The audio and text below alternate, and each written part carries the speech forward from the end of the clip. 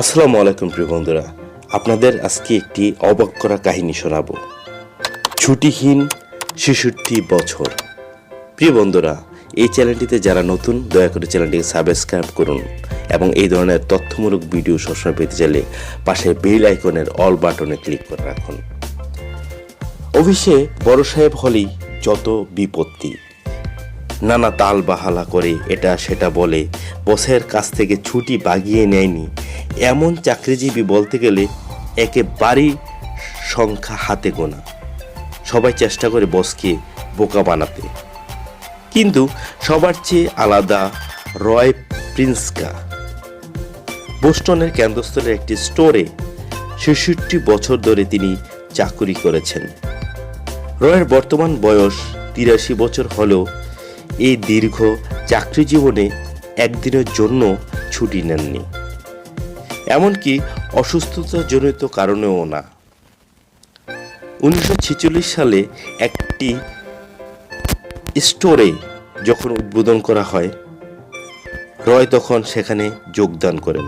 চাকরিদাতা সেখান থেকে শুরু করে সেখানে চাকরিরত সকলেই ভেবেছিল ভালো কোনো চাকরির খোঁজ পেলে কয়েকদিনের মধ্যেই রয় এই চাকরিটা ছেড়ে দিবেন, কিন্তু সকলের ভাবনাটা মিথ্যা করে দিয়েই সেই স্টোরেই থেকে গেলেন তিনি। স্থানীয় ক্রেতাদের কাছে রয় প্রচণ্ড জনপ্রিয়। স্টোরের ম্যানেজার বাবর হেলসার জানালেন, রয় খুবই নির্ভরযোগ্য একজন মানুষ এবং সবসময় হাসি খুশি থাকতে পছন্দ করেন। এই দোকানের প্রতিটি খুঁটিনাটি বিষয়ের দিকে ওর দৃষ্টি থাকে।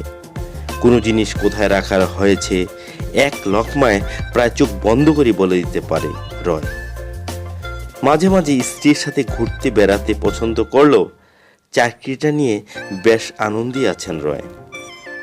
রয়ের সাথে আলাপ করে জানা গেছে এই মুহূর্তে অবসরে যাওয়ার কোনো ইচ্ছা বা পরিকল্পনা নেই তার। বহুদিন অথবা যতদিন সম্ভব ইচ্ছা আছে এই স্টোরে চাকরি করার। 66 বছর ধরে একই চাকরি ও ছুটি না নেওয়ার সাথে সাথে আর অনেক মজার বিষয় আছে রয়ের জীবনে। গত 50 বছর ধরে তিনি একই বাসায় বসবাস করছেন এবং স্ত্রীর সাথে কাটিয়ে দিয়েছেন 59 বছরের বিবাহিত জীবন।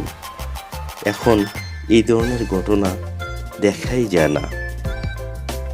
আসলে মনের গভীর থেকে চিন্তা করে কাজকে ভালোবেসে যদি আপনি যে কোনো জায়গায় কাজ করেন, তাহলে আপনিও এই ধরনের ঘটনা ঘটাতে পারেন। তবে এখন মানুষ কাজের চেয়ে টাকার দিকে বেশি দৌড়াচ্ছে।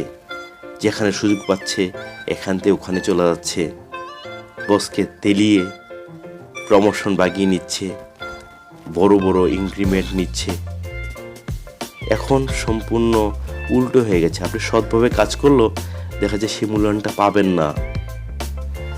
যাই হোক, আমরা চেষ্টা করব সৎভাবে এবং মন দিয়ে কাজ করার জন্য। সবাইকে ধন্যবাদ।